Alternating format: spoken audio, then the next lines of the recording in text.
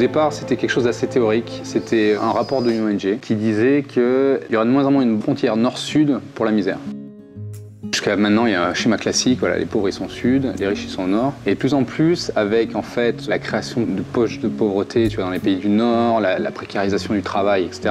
Et l'émergence de personnes qui commencent à avoir un peu plus d'argent. Il y a plein de choses qui changent dans le monde actuellement. Et aller chercher un concept qui est vraiment typiquement occidental dans un pays en voie de développement, les classes moyennes, ça je trouvais ça intéressant. En plus, moi, ça m'intéressait vraiment de parler de l'Afrique d'une autre façon, quoi. Parce que le problème, c'est que quand tu es journaliste, que tu fais des sujets sur l'Afrique, souvent tu les fais parce que ça vient du cœur, parce que c'est un pays, des gens qui t'intéressent, mais pour les publier, c'est une horreur. Une des difficultés de mon boulot, c'était de ne pas dire ils sont tous, voilà, ils vivent tous bien, c'est merveilleux, etc. Non, c'est pas ça, c'est hyper dur, quoi. Mais la classe moyenne, c'est la petite prospérité. Est-ce qu'on peut considérer qu'à 3 $ par jour, c'est une petite prospérité? Ce qui est sûr, c'est que c'est plus la pauvreté absolue, quoi.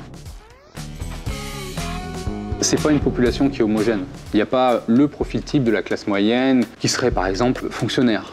Ben non, aujourd'hui les fonctionnaires en Afrique, ils font presque partie des pauvres. Donc en fait, tu rentres dans la classe moyenne quand tu es fonctionnaire et que tu fais autre chose. Avec ce projet-là, l'idée c'est pas de dire voilà, la classe moyenne elle est comme ça, c'est dire on est allé à la rencontre des classes moyennes et on vous en donne un aperçu. Sally, c'est quelqu'un que j'ai rencontré et qui d'ailleurs m'a hébergé. C'est une jeune femme qui a un peu moins de 40 ans et qui est gérante dans un restaurant chinois assez haut de gamme dans le centre de Nairobi. Et donc là, on est chez elle, donc dans sa cuisine.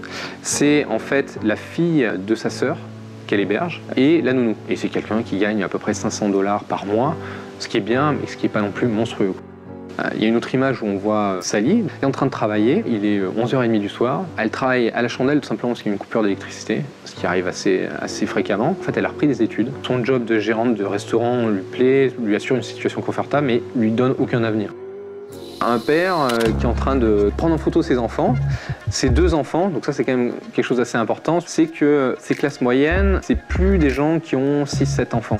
En Côte d'Ivoire, la taille moyenne de la famille, c'est 7 personnes. Pratiquement toutes les personnes que j'ai rencontrées, soit ils n'avaient pas d'enfants, ou ils en avaient 1, 2, voire 3 maximum.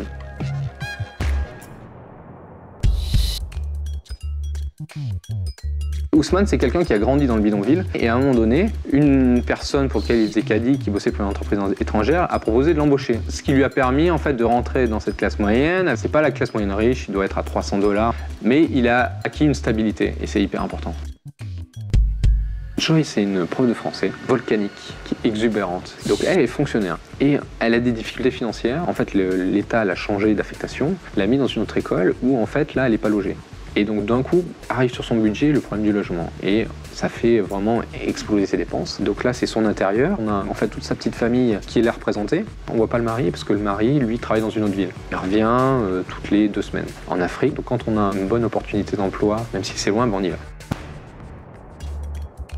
Donc là, c'est Charles Capier et son associé. Ce qui est intéressant, c'est qu'il a travaillé 1 an comme fonctionnaire pour toucher son rappel. Le rappel, en fait, c'est la paye des fonctionnaires qui est payée en une fois à la fin de la première année. Et au bout d'1 an, ils touchent tout le salaire de la première année et ensuite ils sont payés régulièrement. Il a récupéré son rappel, ce qui représente un bon paquet d'argent. Il a démissionné et il a monté ce cabinet de conseil en agronomie. Donc là, il travaille pour des boîtes ivoiriennes, étrangères, etc.